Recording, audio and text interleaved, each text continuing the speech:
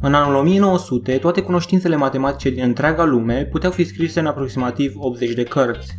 În ziua de azi, acestea arumple mai mult de 100.000.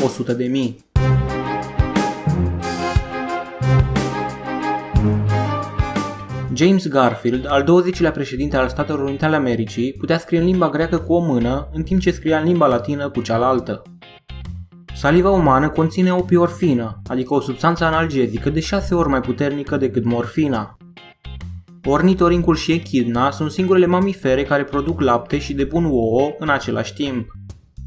Există o singură megacolonie de furnici. Aceasta se întinde pe 3 continente, respectiv o mare parte din Europa, coasta de vest a Americii și partea de est a Asiei.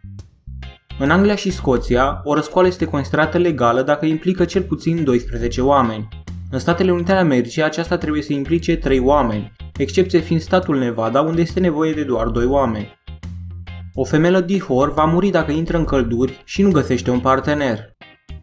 În Antarctica există un glaciar denumit Cascada Sângelui, din care se scurge lichid roșu, iar dacă te uiți la acesta din depărtare, vei avea impresia că gheața sângerează.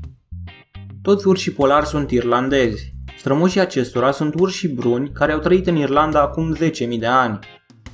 În anul 2007, un american pe nume Corey Taylor a încercat să-și însceneze propria moarte pentru a scăpa de abonamentul de telefon fără să plătească, însă nu a reușit.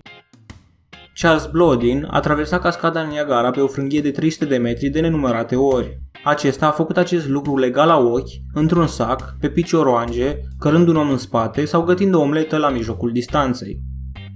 Nasturii de la cămășile femeilor sunt pe partea opusă decât cei de la cămășile bărbaților. Acest lucru datează încă din perioada victoriană, atunci când femeile erau îmbrăcate de către servitoare. Numărul de telefon al lui Hitler a fost listat în cartea de telefoane până în anul 1945. Acesta era Berlin 116191. Oamenii din Egiptul antic își rădeau sprâncenele în semn de doliu la moartea pisicilor lor. Atunci când șerpii se nasc cu 2 capete, aceștia se bat între ei pentru mâncare. Forța pe care o utilizezi atunci când muști dintr-un morcov este egală cu forța care ar fi necesară pentru a mușca o bucată din degetul mic.